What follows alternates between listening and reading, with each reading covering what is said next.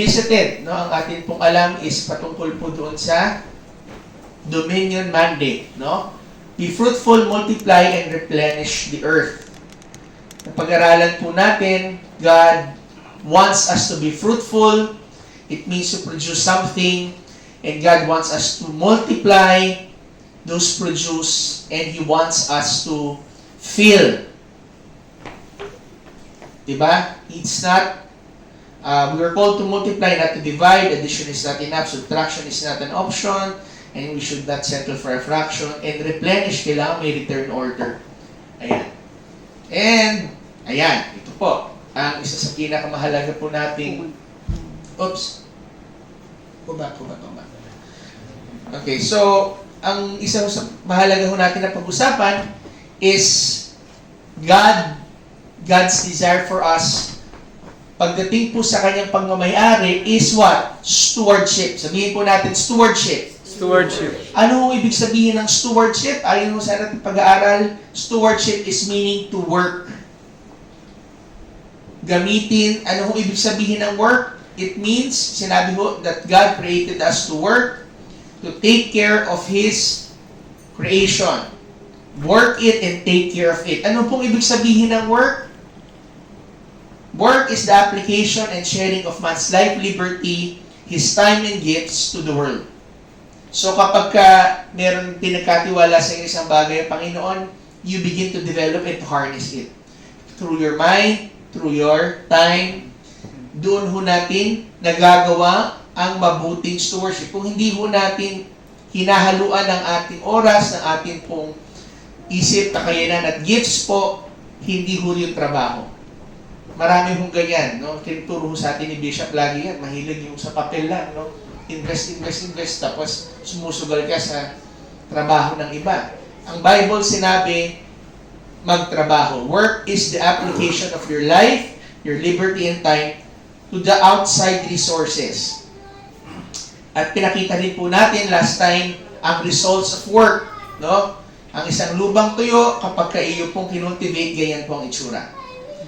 Ayan po ang picture ng Mount Rushmore. Pinag-usapan din po natin that one aspect of work is time. Diba? Time is our most valuable currency. Ang Diyos po ang may-ari ng ating oras, no? At ang result ng trabaho is property.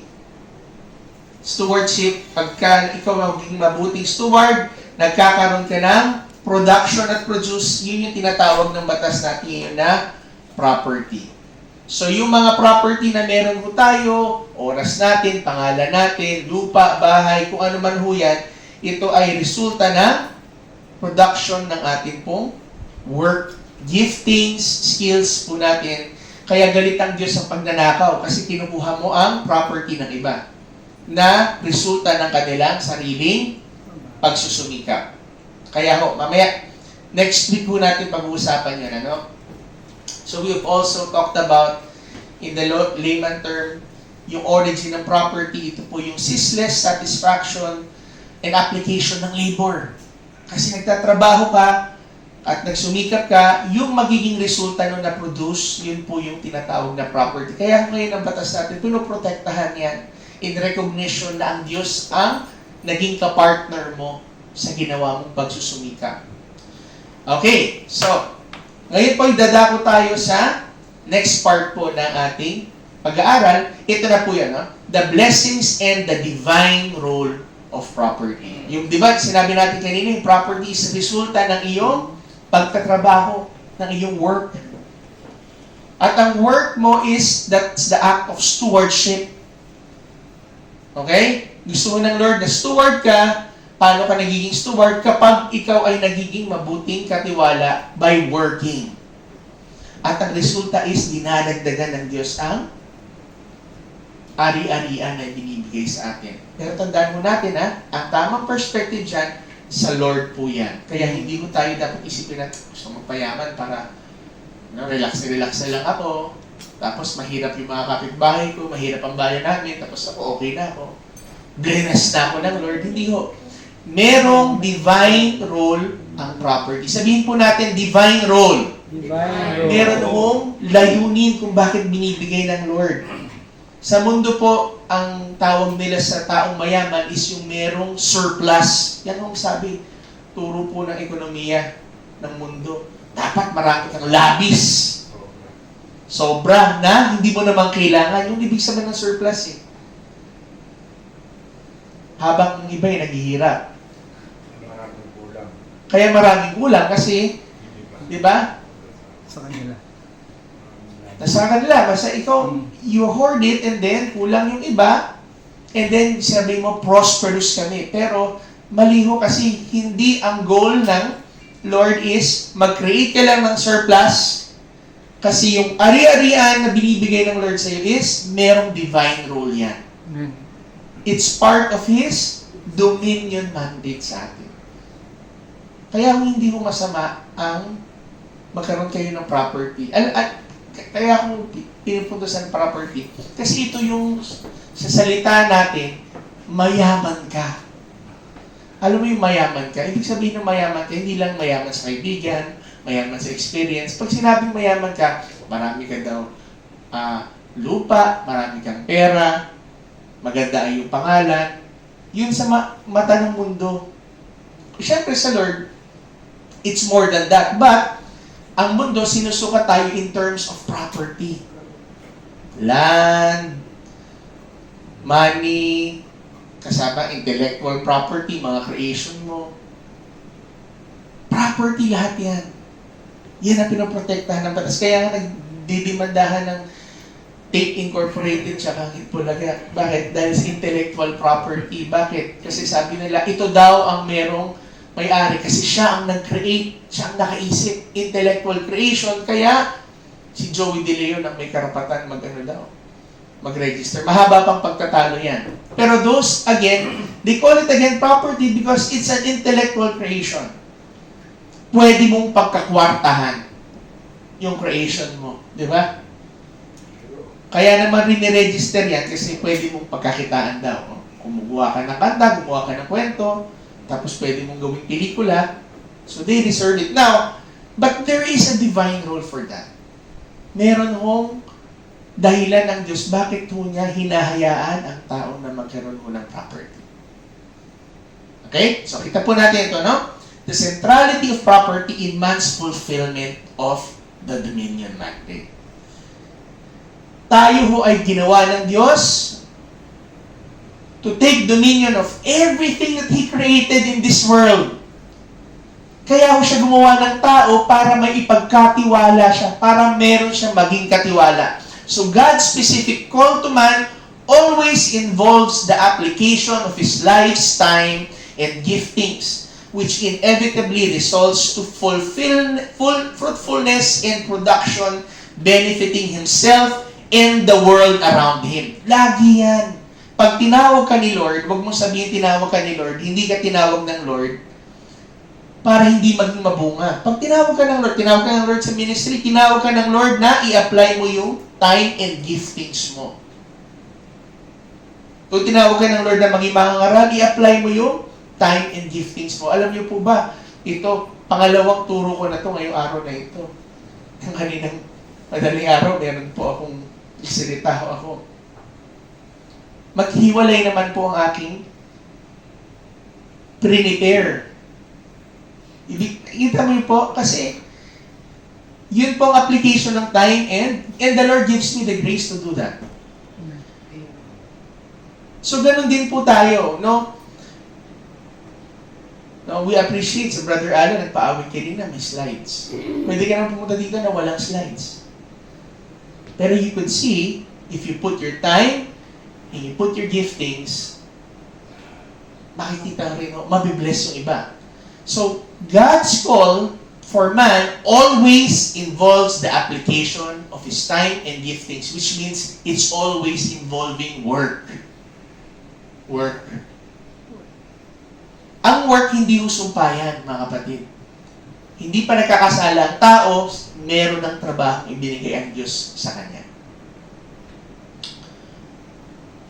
And the application of time and giftings results to fruitfulness and production. And the fruitfulness and production, yan na po yan. Lupa na tumaba, nagkaroon ka ng maraming produce, at ito'y gagamitin mo para makinabang ang iyong sarili, ang iyong pamilya, at ang ibang tao. Tama po ba? Kaya nga ho ngayon, grabe na talagang sistema kasi ngayon, ang taong mayaman, yung marami daw pera. Yung banking system nga, lang sinasabi nga ni Papa, banking system, pera-pera lang, pera papel, pero wala na nagpo-produce. Wala na nagpo-produce ng pagkain, wala na nagpo-produce ng lupa, wala na. Ang isip ng tao, iba na. So ngayon, yung dating productive na mga bansa, lahat naka-invest na lang sa pera, sa production ng iba. Eh, yung ginawa ko ng ibang bansa, katulad ng China, sila lahat ang nag-produce. Tama po ba? Sa'yo na lahat ng pera, amin na lahat ng production, sino lang ang? Yung meron production. Simple lang po. Pero yan po ang sinabi ng salita ng Diyos, be fruitful and multiply and replenish the heavens, no, the earth. Bakit? Kasi that's part of our dominion mandate. Kung hindi ka magiging mabunga, hindi mo marireplenish ang mundo. Wala kang silbi dito sa lupa. Totoo lamang po. Hello? Amen. So, property and provision is God's will. Because God is our provider. Siya po ang nagbibigay ng ating sustento. At ang sustento na yan always involves property. Paano ka susustentuhan ng Lord? Manghihingi ka lang dun sa iba? Hindi. Susustentuhan ka ng Lord, gagawin ka niyang mabunga. Property is God's strategy for providing for the needs of man in the world. Kaya nung ako po'y napapadalas po nakakausap po kami nila, Senator Alan at Mayor Lani, no? Ang sabi ko sa mga kasama ko, okay, pag nagawa ho ng targets ang isa hong LGU, hindi ho target o accomplishment yung marami kang nabigyan ng libre. Kasi lahat sabi, mahirap pa, ano ibig sabihin? Kasi pag libre, lahat nakasalalay sa libre, pogi lang ang politiko, pero ang tao nakasalalay, hindi yun accomplishment. The accomplishment should be, gaano kadaming mga tao ang natatanggal mo sa welfare. Gaano kadami ang dating nakasalalay, parang ano lang mo yan? Meron kang kapatid, kuya ka, panganay ka. Ikaw ang nagsumikap, ikaw ang nagtapos. Lahat ng kapatid mo, pati anak nila, sa'yo nakaasa. Accomplishment ba sa'yo yun? Hindi. Ang accomplishment is kapag isa-isa silang nakapagtapos at isa-isa silang naging self-sufficient. And that is how God will provide for their needs. If our children become self-sufficient from man, but dependent on God. Tandaan natin yan, mga kabataan, pag sinabi natin na gusto ng Lord maging independent ka, tama naman, independent saan? Independent lang sa provision ng iba. Ibig sabihin, ikaw mismo ang bibigay ng provision, pero dependent ka lagi sa Lord.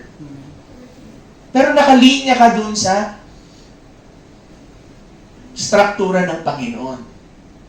So God's way of providing is granting property. Sinabi natin na property is a result of your work, which is your stewardship. Man is called to occupy, to do business and trade until the return of God. Huwag kang mag-alala kung medyo natalo ka dun sa nakaraang episode sa'yo, giniba yung bahay mo, laban na. Life goes on, be-blessed ka ng Lord. Amen. Hindi pa tapos, bakit? May oras pa tayo. Diba? Nung matanda na ako, ikaw lang nagsasabi niyan. Mag-aral ka. Tama po ba? Dana ako dyan, pastor, para mag-aral. Sino nagsabi? Si Moses, 80 years old nung tinawag ng Panginoon. Malakas pa. Si Papa, ano pa lang, wala pa. Ano pa lang si Papa, 76, 77. Si Moses, 80 daw nung nagsimula. 4 years pa ako bago ito wala. Life begins at 80. So, now, the point is, hanggat may oras, kaya yung last week pinag-aralan natin, time is our most valuable currency. Bakit? Kasi hanggat may oras ka, meron kang gagastusin. Amen. Amen. May gagamitan ka. Kung ayaw na ng Lord yan, kinuha ka na niya. So, we use it. Ako, nag-pray ako, Lord, gusto ko pang habang katrabaho, gusto ko pa mag-aral. Diba? Gusto ko pa, Lord, na dami ko pang gusto ko pang, pero develop na skill. So, anyway, it also means man is to work towards productivity and blessing others for the glory of God. Sino sa inyo gusto maging pagpapala sa iba? Amen. Sino sa inyo, nakita mo yung tao na puro utang sa'yo? Diba, nakakatuwa ba? Kahit magkaibigan kayo na parang, hindi mo na nababangkit. Parang, ang walang hayang ito. Araw-araw kami nakikita, ni isang kibot, hindi man lang sinasabi sa akin ano nangyari dun sa inaasahan ko. O nakakita kayo ng tao na lahat ginagawa, bigay ng bigay. Bakit mabigay ito ng bigay? Napaka-generous na tong tao. Anong feeling? Sa totoo lang, Kristiyano ka, di ba? Kristiyano tayo. Siyempre, hindi tayo tumitingin sa material, pero kapag merong taong bigay ng bigay sa'yo, tulong ng tulong sa'yo, kahit hindi mo hinihingan, anong feeling mo dun sa tao na yun? Kahit hindi Christian yan. Paborito ninyo, di ba? Totoo ba? Example, si Mayor Hagedorn, si Congressman Hagedorn, Tito Edward, lahat ng bigay. Kahit para mangungutang na lang, para makapagbigay. Ganon siya. May sakit na tong ganito eh. Gusto niya yung laging magbigay. Pero gusto mo laging bisita. Pag I can give that. Pag dumadating yan, dumadami ang tao, sabi ko sa opisina, bakit? Akala wala ba kayong gagawin sa labas? Ba't nandito kayo lahat? Tama po ba?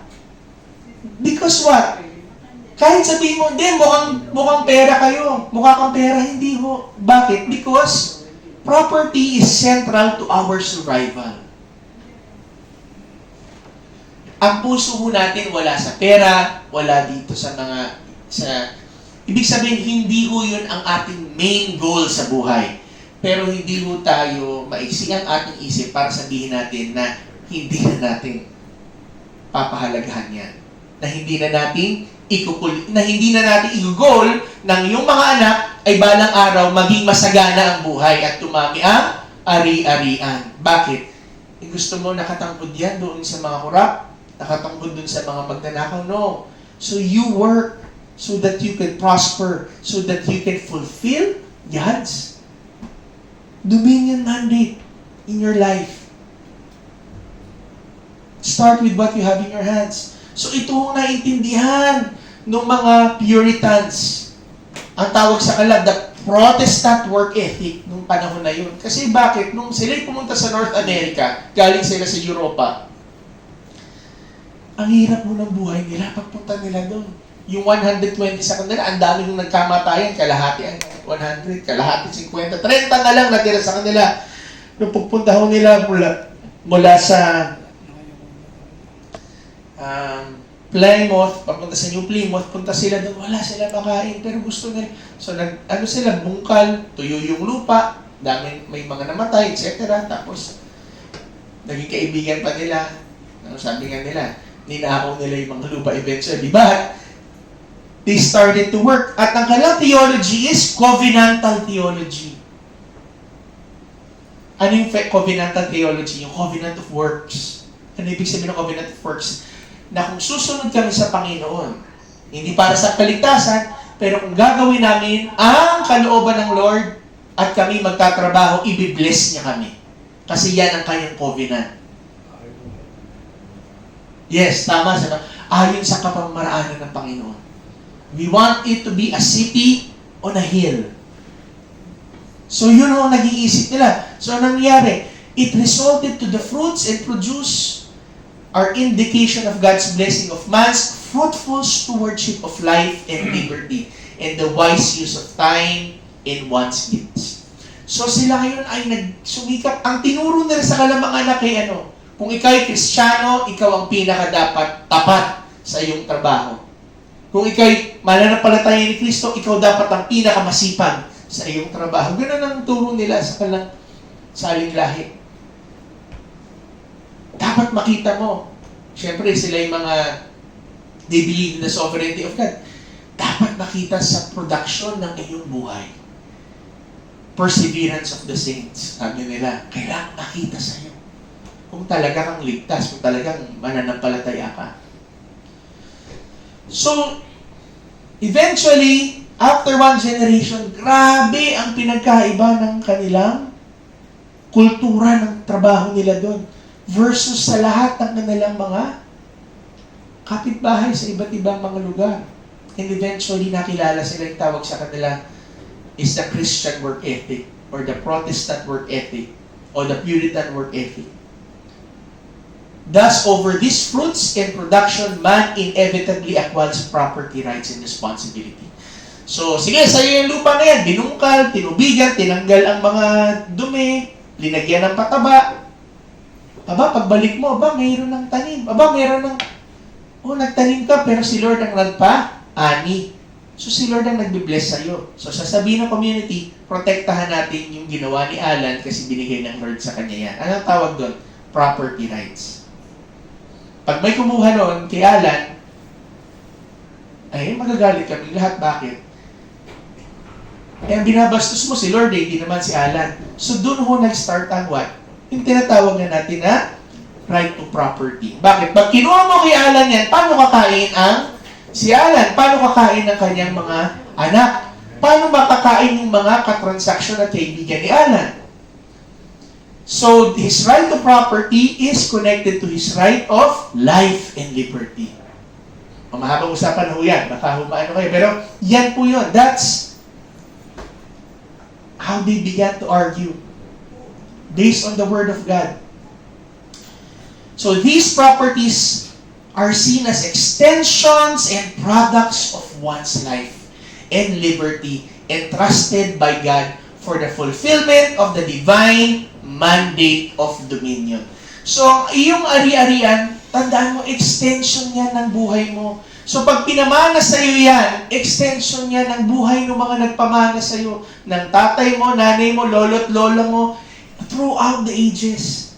It is an expressed manifestation of God's faithfulness and covenant relationship with them. Amen. Tama po ba? Amen. Kaya nag-usap-usap kami doon sa grupo. Meron kaming Christian economista, meron hong educator, ayun, meron hong former congressman, ayun nga, meron din hong sila senador.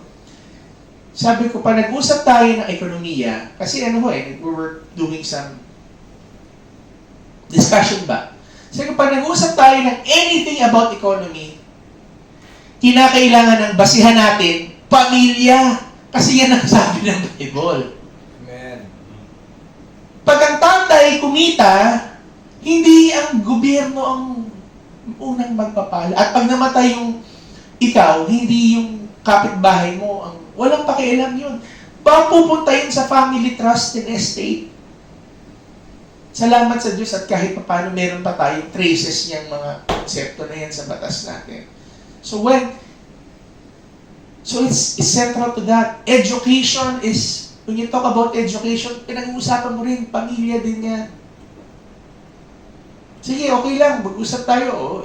Spears na God, sabi ko hindi yan God ordained, God inspired. Yan, turo ho sa atin yan. May God-inspired institutions.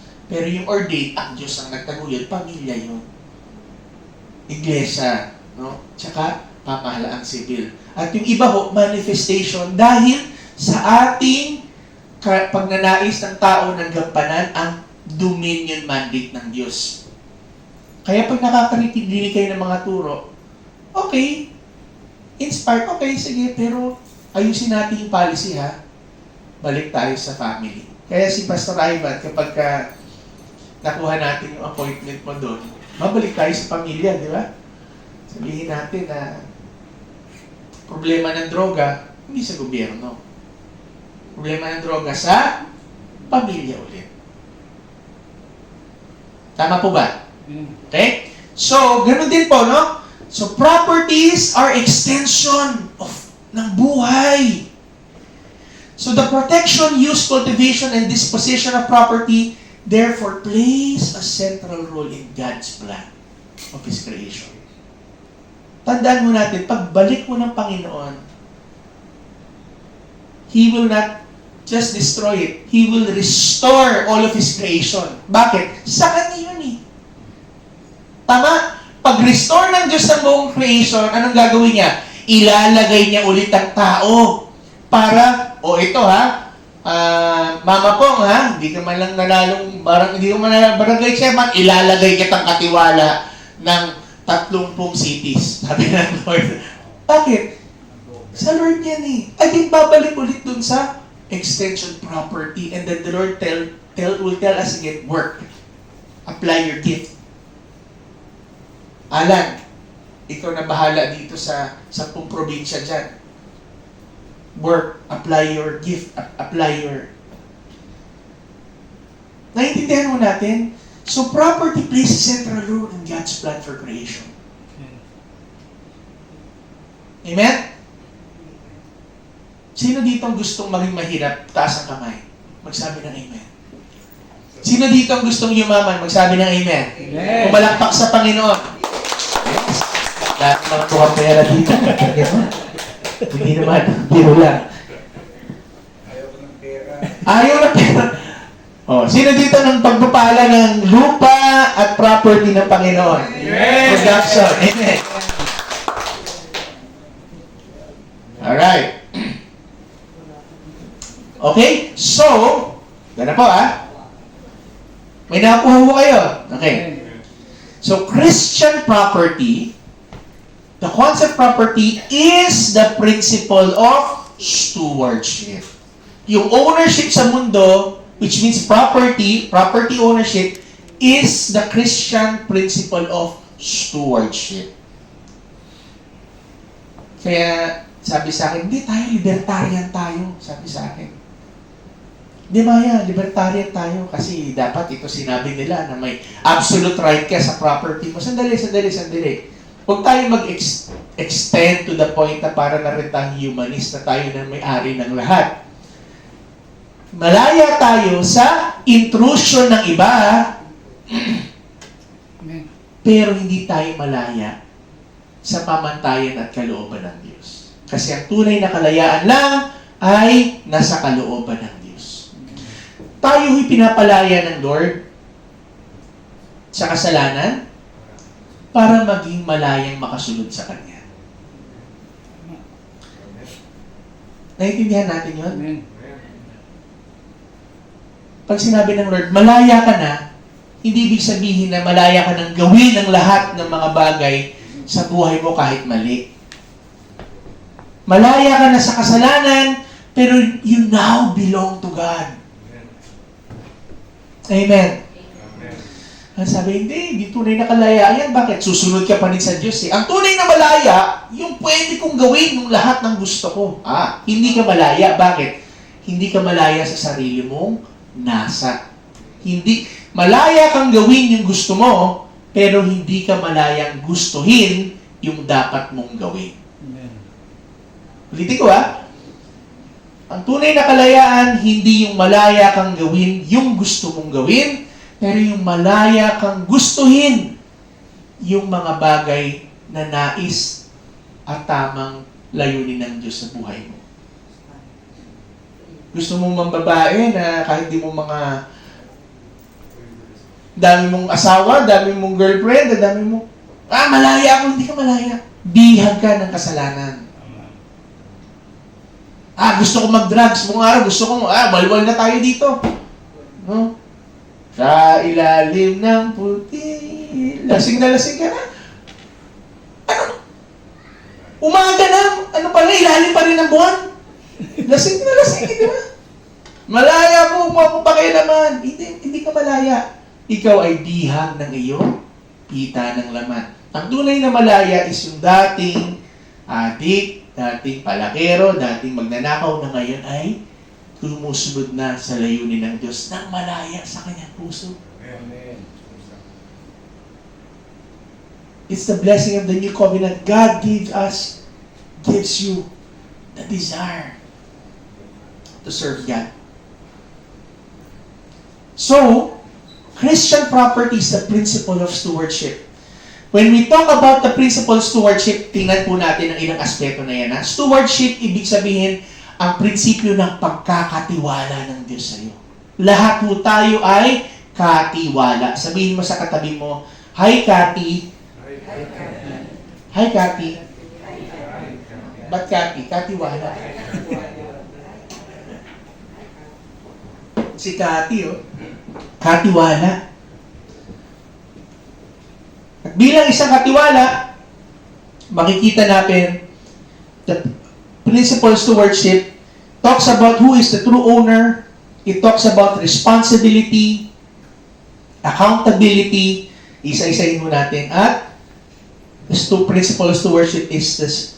It has the aspect of reward. Ang steward, pag tapat, merong reward.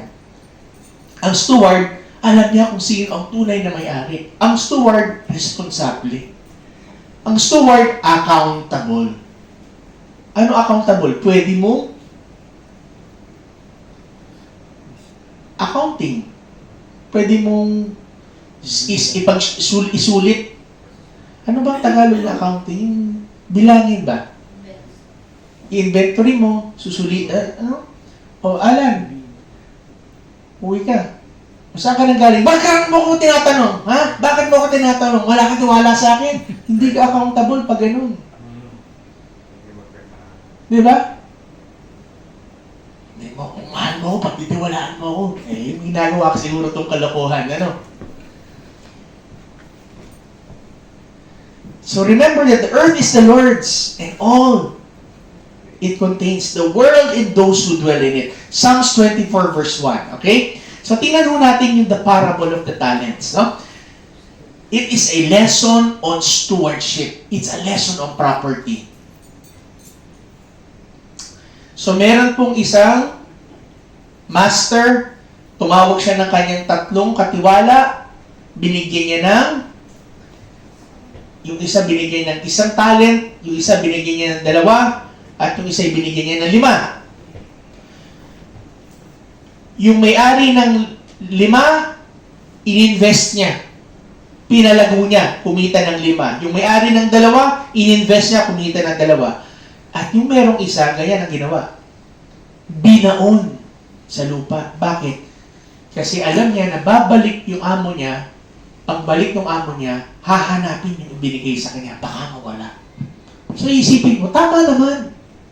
Tama naman kasi naging mabuti siyang katiwala dahil itinago niya, sinafekit niya, sinugurado niya na hindi mawawala. Ang sagot, mali. Bakit? Kasi nung bumalik ang amo, sabi niya, bakit mo, tamad ka? You are wicked and you are lazy. Bakit? Kasi alam mo na ako ay nagbibilang sa hindi ko naman ibinigay. Ulitin ko ha, na ako'y naniningil, hindi doon sa binigay ko, pero yung itinubo at nilabis na ipinagkatiwala ko sa iyo. Susundan mo natin. Pag may pinagkatiwala pala si Lord sa atin, ang expectation ng Lord sa atin ay multiply. pag ibinalik mo yan ng hindi tumutubo, tamad at wicked. Wicked, ibig sabihin, masama. Hindi karapat-dapat. So, ano ba yung mga binigay sa inyo ng Lord? Kaya isipin mo natin, ano ba yan? Kasi ganito ho yan eh.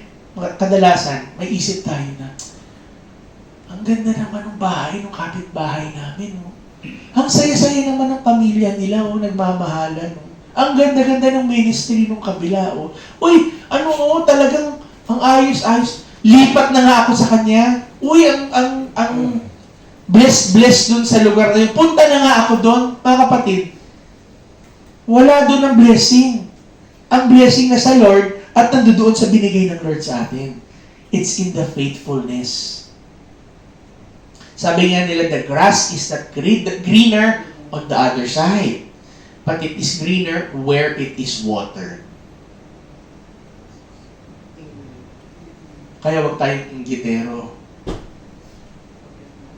Hindi kasi hindi sa akin binigay yung tama eh. Ay, may paborito talaga tong boss ko, ay may paborito talaga tong magulang ko, ay may paborito talaga tong hindi binigay sa akin ng gobyerno ng nararapat sa akin. Huwag mong intindihin yung mga kahinaan ng iba, kung ginulangan ka, intindihin mo yung binigay sa iyo ni Lord. Kasi walang makakakuha sa iyo niyan kung si Lord ang nagbigay sa iyo niyan. And what do you need to do? You begin to cultivate it. Hello? Amen po ba? Amen. Yung mga tao na puro sisi, inggit, ganyan, walang ano yun. Hindi i-bless ng Lord yun. Kasi walang oras magtrabaho, kundi manggit-ngit. Binigyan mo na, nagre-reklamo pa. Kaya pag nakuha naman niya yung gusto ng iba, parang hindi siya masaya. Bakit? Nasa puso ang problema. So,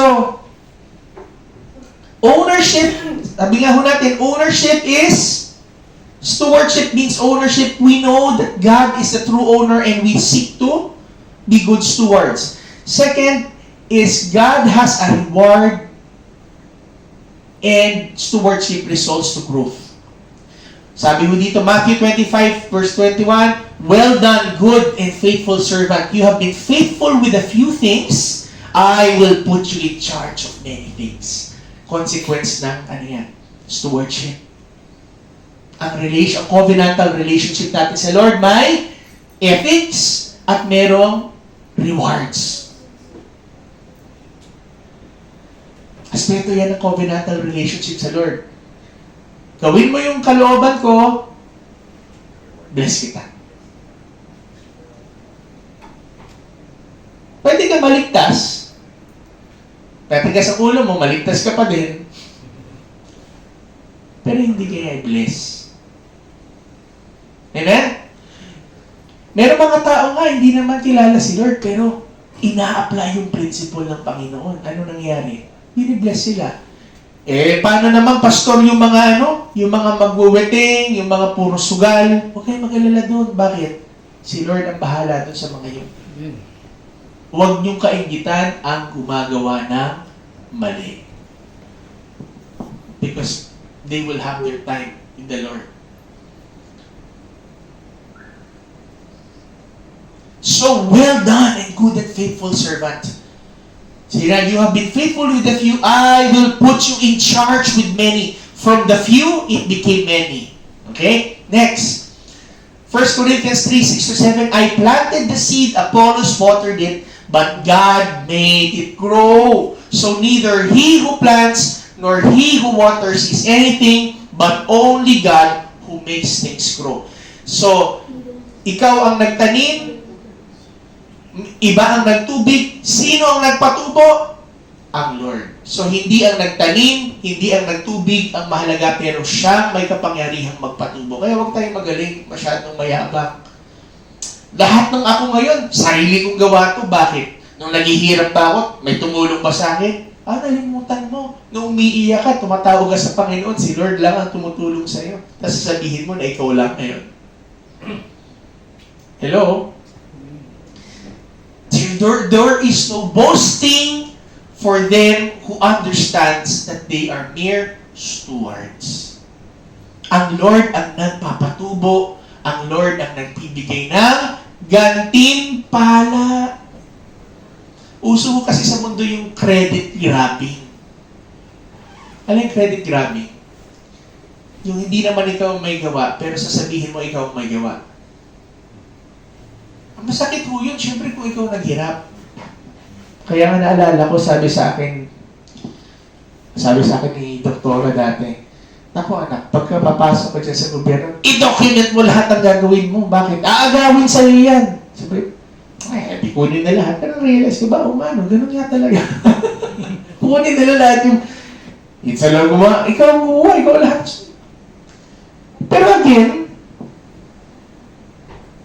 sabi nga natin, si Lord ang siyang nagpapatubo ng lahat. Kahit kunin ng sabihin mo, well, it is all the Lord's. Next, another aspect of stewardship is remembering sanction. Mishandling of property leads to judgment. Sabihin po natin, judgment. Judgment. Nako. Ay, si Tito Jun. Ay, Tito Jun. Pogi, Tito Jun. Alright, so, sabihin mo natin, mishandling of property leads to judgment. May kaparusahan if we are not faithful. At sinabi ho dun sa parable of the talents, his master replied, "You wicked, you lazy servant. So you knew that I harvest where I have not sown and gather where I have not scattered seed." Alam mo naman pala. Alam mo naman pala na I harvest, gusto kong umani sa hindi ko naman pinagtaniman. Ine-expect ko na ikaw ang magtatanim para sa akin. Hello? Alam mo naman pala. Kung ganun pala, you should have put my money on deposit with the bankers so that when I returned, I would have received it back with interest. Noong unang panahon kasi yung bangko hindi naman base sa papel. Sa wala. It's based on real wealth. So take the bag of gold from him and give it to the one who has 10 bags. So pinarusahan siya. Kinuha na yung meron sa kanya, pinarusahan pa siya because of the mishandling of property. Mishandling of the gifts. Sabi mo, hindi mahirap lang kasi kami, hindi kami katulad ninyo na may binana. Sino dito ang kinararangal niya magulang niya? Kasi binigyan sila ng mabuting, pinalaki kayo ng maayos sa kamay. A good name is better than many riches. Ang mabuting pangalan ay higit na mas mahalaga sa anumang kayamanan. Yan ang sinabi ng salita ng Diyos. So meron kang pagsisimulaan. May mga taong tumutulong sa iyo dahil sa ginawa ng magulang mo. Ang punto ho dito is you do not need all the wealth of the world. You only need to have something, and I would guarantee you, kahit walang pinamana sa iyo magulang mo, kahit na hindi maganda pangalan mo, basta meron kang oras, meron kang buhay, may kakayanan ka, sabi ng Lord, then work. Apply your gifts and your time to the world around you, and I will bless you. I will make it grow. Okay? Responsibility of a good return. Sabihin mo natin, responsibility. Responsibility. Ano yung good return? Responsibilidad pala na pakitain natin si Lord sa buhay natin. This is to my Father's glory, that you bear much fruit. Wow! Proving yourself to be my disciples. Para kanina glory daw ang pagiging mabunga? Sa Ama. Sabi nga, gusto ko kayong mamunga, you bear much fruit, so that you can prove that you are my disciple. Ang tunay na mga disipulo ng Diyos na mumunga. At hindi lang yan spiritual na bunga, mga kapatid. Hello? Sabi nga nila, panganak kang mahirap, di mo kasalanan. Mamatay ka na mas mahirap ka sa iyong pinanganak, mukhang kasalanan mo na yun. Walang pagbabago sa buhay mo. Proving yourself to be my disciples. Kalooban ng Lord na at nais ng Diyos, He expects us to be fruitful. Be fruitful and multiply and fill the earth. Be fruitful and multiply. Sabi ng Lord, hindi siya nakikiusap. Alan, binibigyan kita ng privilege na maging fruitful. Hindi, Alan, maging fruitful ka. Ganun ang utos ng Lord. Isaiah chapter 5 verse 4. Nagalit ang Lord sa kanyang vineyard. What more could have been done for my vineyard that I have done for it? When I looked for good grapes, why did it yield only bad? Ito, masama ang loob ng Diyos. Ano ba naman itong mga tao ko? Binigay ko na lahat. Kinuralan ko na lahat. Ano pa ba ang kailangan kong gawin sa inyo? Binigyan niyo pa rin ako ng bulok at pangit na kalidad ng ubas. Lahat binigay ko na sa inyo. So God was expecting a good return. Amen? Sabihin natin, taas natin mga kamay, sabihin natin, Lord, that I may give you a good return. I may give you a good return. Lord, sana kumita ka sa akin. Sana sulit ang investment mo sa akin, Panginoon. Niligtas mo ako sa aking kasalanan. Niligtas mo ako, tinuruan mo ako ng iyong salita. Binigyan mo ako ng mga tao na nagmamahal sa akin, nagtuturo sa akin, sumusuporta sa akin. Huwag mo nang intindihin yung mga nanggugulot di sumusuporta sa iyo. Lord, that I may give glory to you. Maging productive ako sa binigay mo sa akin. Amen? Gawa ka na masama ng tao, huwag mong gawa ng masama pabalik. Masama ang salita sa'yo, huwag mong susuklian ng masama. Good return eh. Tama po ba? Hello? Amen. Tinan mo yung katabi mo, sabi mo, pero ito, puro masama ang lumalabas dito. Pray natin, no? Bigay mo sa Lord. Lord, ano? Gamitin mo to, Lord, na motivation para lalong para sa iyo. Bigay ako ng good return. Okay. Ito na po. Pero nasa Bible ba? Kasi lalo na ito, no, naririnig natin sa media yung usapin na ang komunismo kasi, communism is an economic idea. So, hindi naman dapat yan masama. Binudburan mo lang ng konti ang ibig sabihin ng komunismo, pero ang sinasabi doon, wala kayong karapatang ng pagmamay-ari ng kahit ano. Private ownership, wala yan. Lahat yan sa taong bayan. Everything is owned by everyone.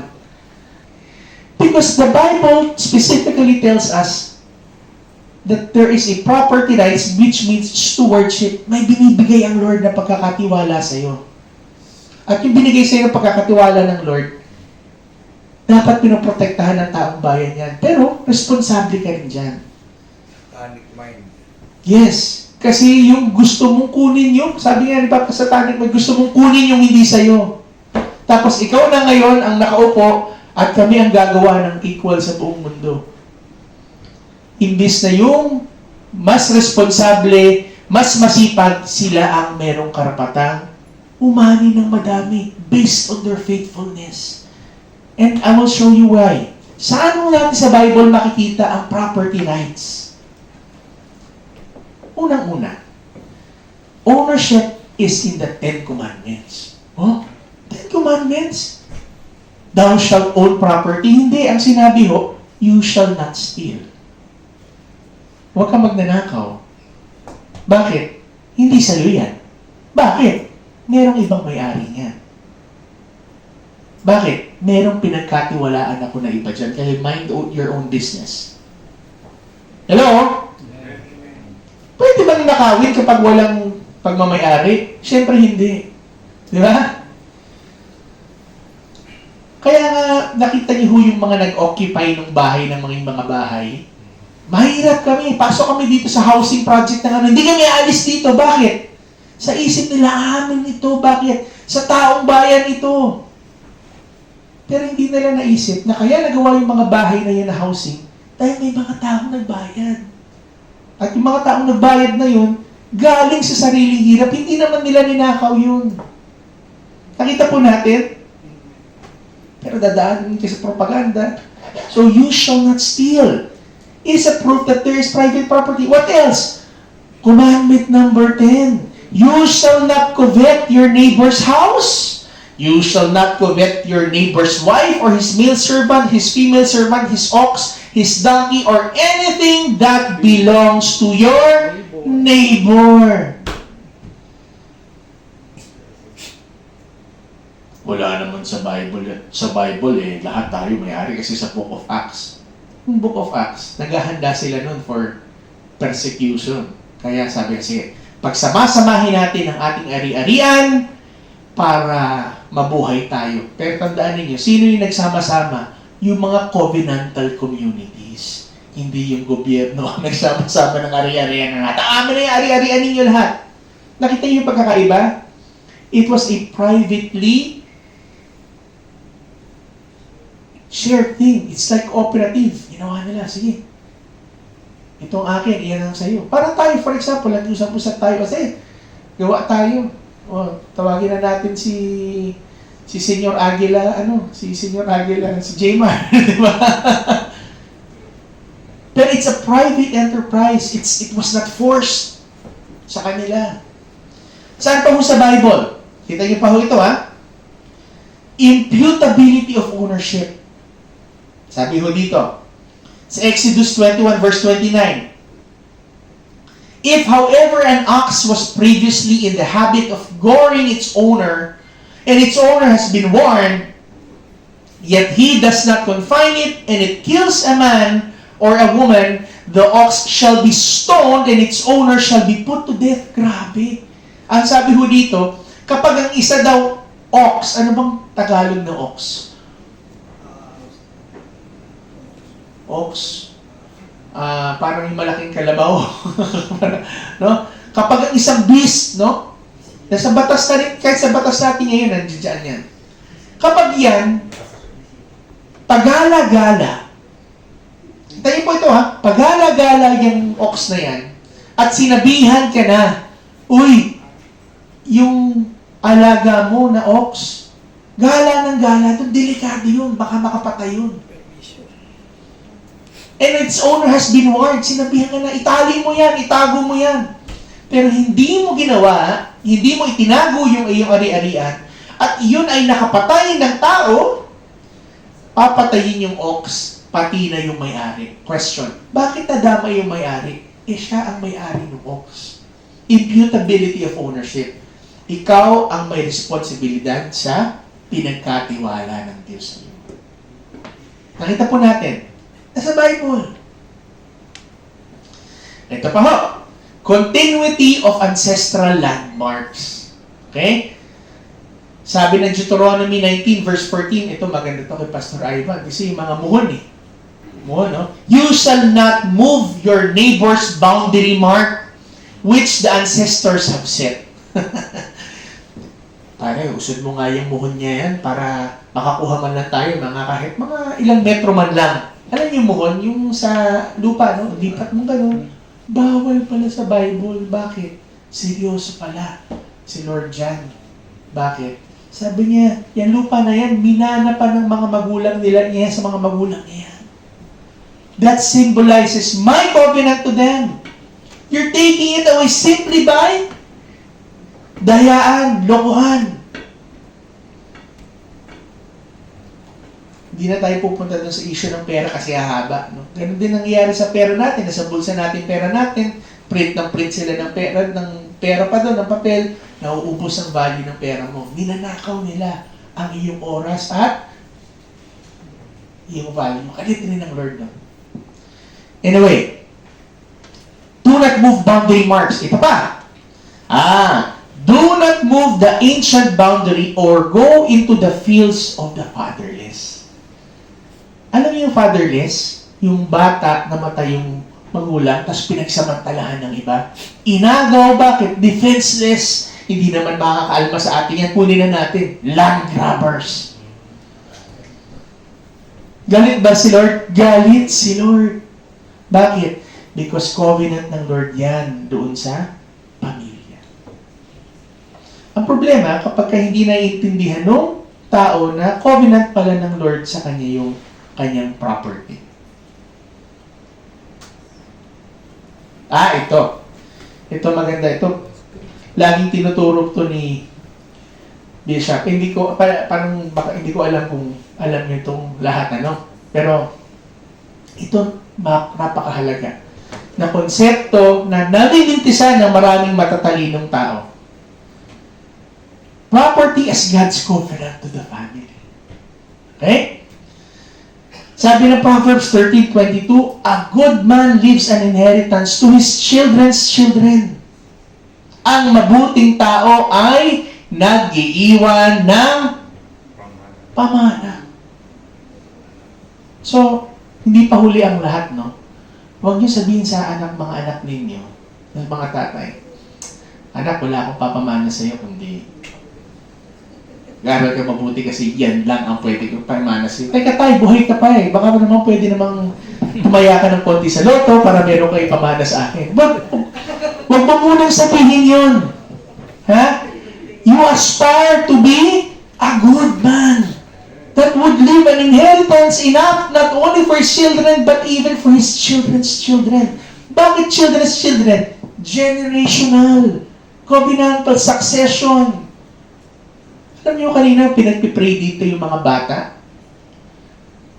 Titingnan mo yung mga anak mo pagpipray mo. Lord, hindi man ako nakatapos ng college, hindi man ako nakatapos ng high school, hindi man ako naging pinaka-mayaman. Pero itong anak ko, tuturuan ko ito, Panginoon.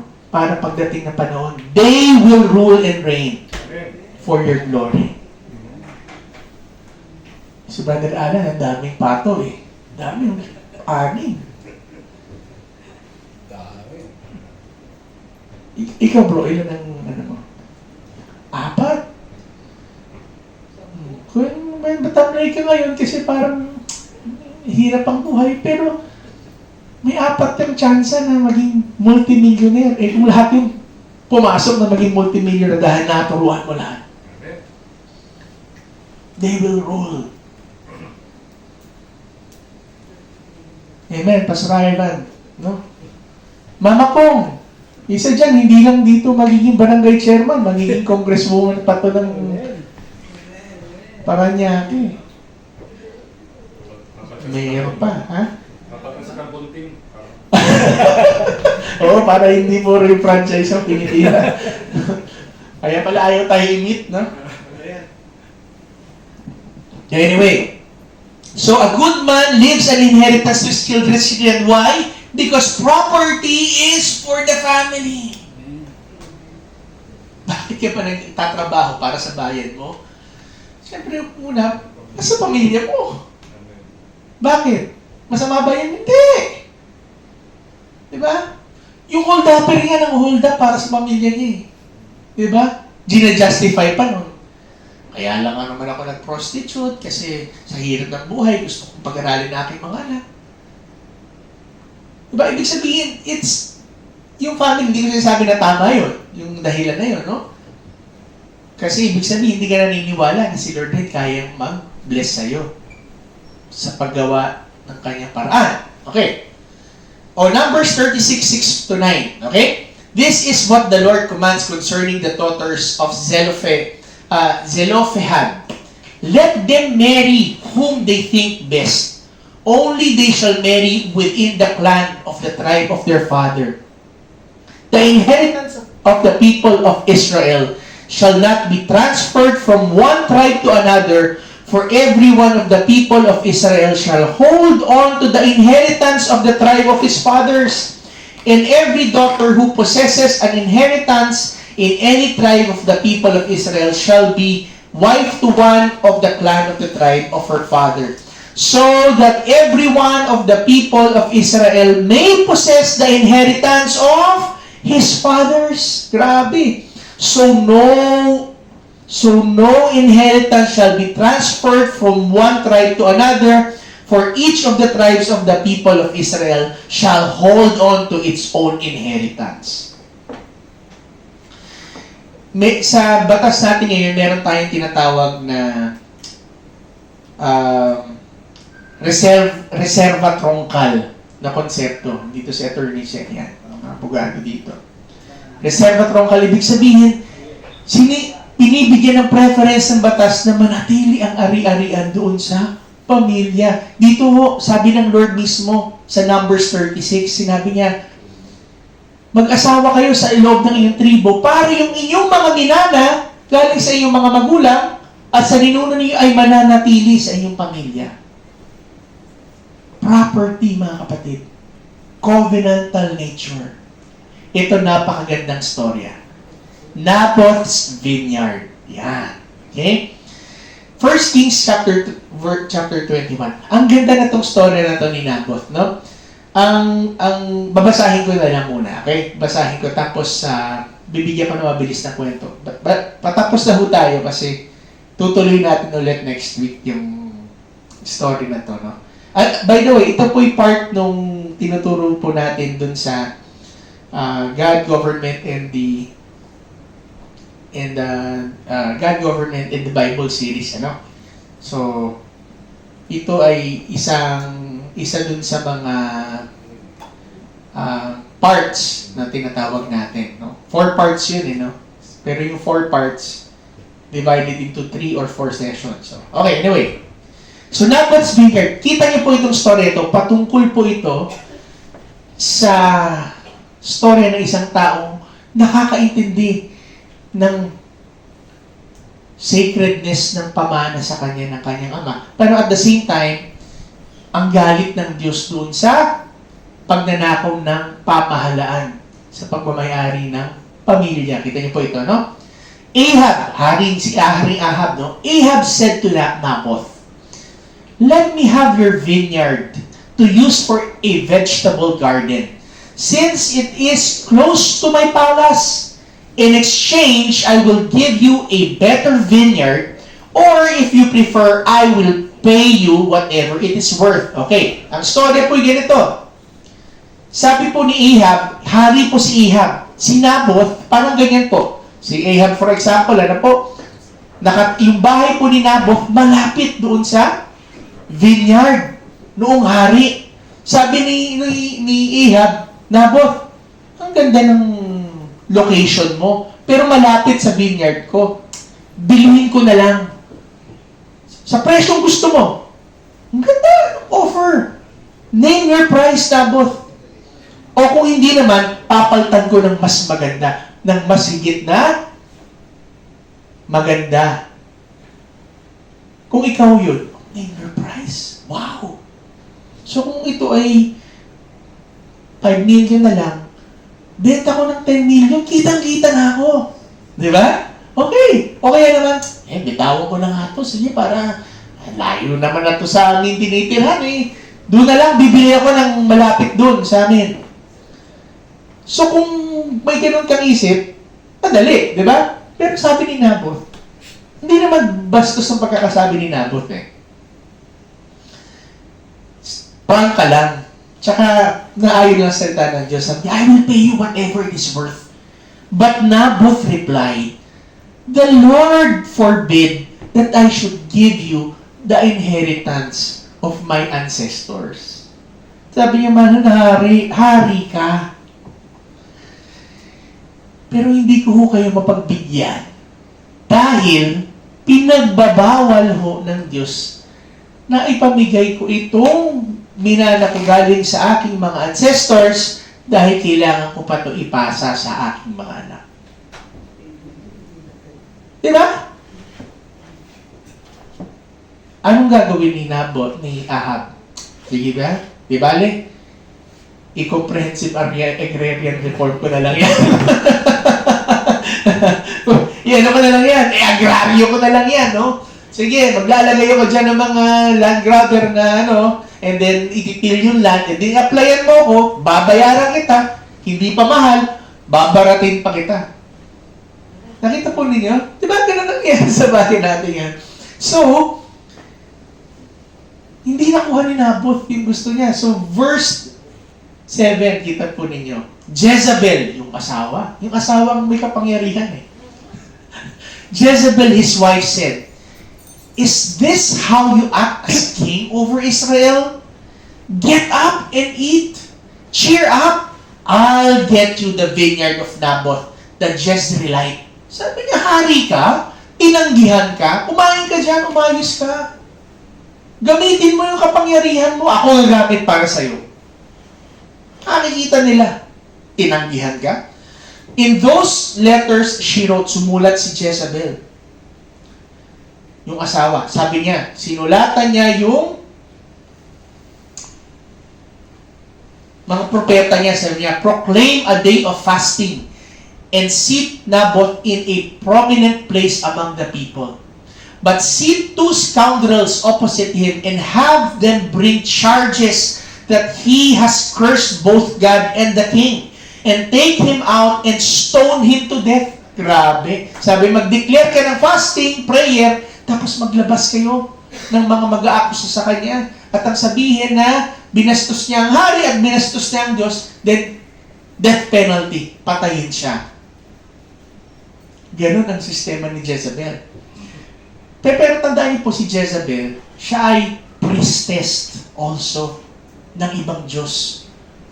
She is a harlot and a priestess ng ibang Diyos-Diyosan. So galit siya dun sa, hindi lang kay Naboth, galit siya dun sa tinuturo ng Diyos through kay Naboth. Anong inheritance nang galing sa Diyos? Wala yan. Kami ang hari dito.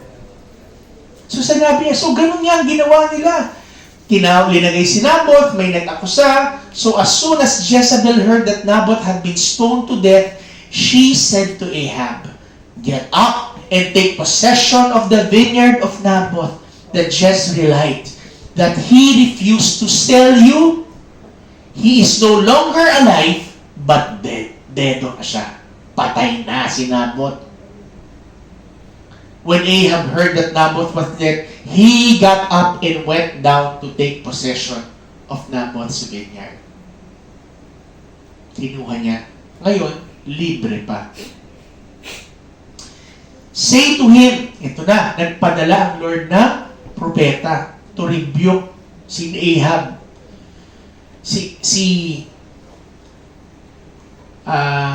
Elijah. Sabi niya, say to him, sabi ng Diyos kay Elijah, sabihin mo to kay Ahab, "This is what the Lord says, have you not murdered a man and seized his property? Then say to him, this is what the Lord says, in the place where dogs lick up Naboth's blood, dogs will lick up your blood, less yours." Sabi ni Elijah, galit si Lord. Kinuha mo yung ari-arian niya, pinapatay mo na, ikaw ngayon ay aking papatayin. Ano po yung story na ito? This is what you call royal theft against the inheritance. When the king or the rulers or the sovereignty begins to take covenantal property, State theft. state theft, royal theft, no? State theft. 1 Kings 21, Ahab and Jezebel murder of Naboth and their acquisition of his vineyard is a story of the theft of the state.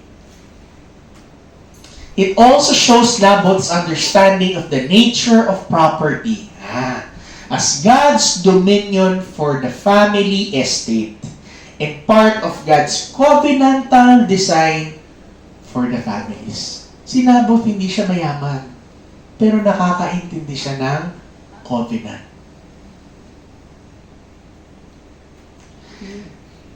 Ano siya sabi ni Naboth? Mahal na hari, the Lord forbid. Gusto man kita pagbigyan, pero wala akong magawa. Kasi the one who ordered me outranks you. The Lord forbid that I should give you the inheritance of my ancestors. Elijah pronounced severe judgment on Ahab and Jezebel for this wicked deed. Sabi ho ni Gary DeMar dun sa kanyang libro, no? Ito, nabasa ko dun sa kanya din. Sa God and Government, no? Isa to sa textbook natin na ginagamit ho dun sa ating Bible school, no?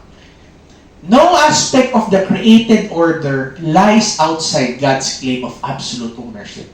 Wala daw kahit anong bagay dito sa mundo is outside of the ownership ng Diyos. Ang lahat ng bagay ay sa Diyos. Because God is absolute sovereign, no earthly institution can claim independent and absolute ownership of property. Dahil ang Diyos ang may-ari ng lahat, walang institusyon sa mundo ang pwedeng magsabi na amin ito. Lahat ng yan ay amin. Kaya kung sinasabi ko nga, delikado yung mga naniniwala, yung iba Christian pa. Si Lord, komunista yan. Bakit? Si Lord niya, siya may-ari ng lahat. Oo nga, Diyos siya eh. Bakit Diyos ka ba? Tapos gusto mo ikaw ang may hawak ng lahat? Diba? Kaya mo si Lord, siya, darating ang panahon, ilagay niya ang kingdom niya. Pero kung tayo, hindi pwede na nasa ilalim ng isang tao o isang organisasyon.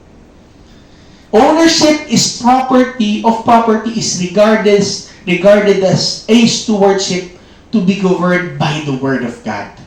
The possession of property is a way for the godly to fulfill their dominion assignment under God. God gives His creatures possession of the earth to extend the boundaries of the kingdom as they fulfill their calling in obedience to His Word. Therefore, the confiscation of property is an attack upon the kingdom and its advancement. Ang pagnanakaw ng ari-arian ng iba na pinagkatiwala ng Diyos sa iba ay atake hindi lamang dun sa tao, pero atake mismo sa Diyos. Amen. Whether the thief is an individual private person or the state, it is against the will of God. Kaya mga kapatid, tandaan po natin, sabi mo dito, basahin mo natin, 1, 2, 3, read. The family is the primary institution whereby the dominion covenant is to be extended. Laws were given to protect the property of families. Jubilee laws of Leviticus 25, no property tax, inheritance to children, if God's will is God's will for God's dominion. Stop muna tayo doon.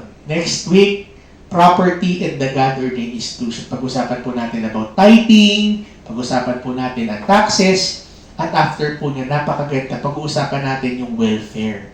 Ano ba ang kalooban ng Lord sa welfare? Alam mo yung welfare, yung pag-aalaga dun sa mahihirap sa bayan? Sino ba may responsibilidad? Ano ba ang responsibilidad natin dyan? Okay? Meron mo kayo natutunan? Amen. Okay. So, let us be good stewards of God's property sa buhay po natin. At tandaan po natin that property has a dominion and covenantal nature. Sino ho dito ang gustong i-bless ang kanyang mga anak, ang kanyang pamilya? Sino dito ang gustong yumaman? Taas ang kamay. Wala. Yung hindi magtaas ang kamay, pagpipray ko ngayon na manatiling mahirap. No? Wala. Okay? Be faithful. Amen. Amen? Be good stewards. Let's apply our skills, our gifting, our time.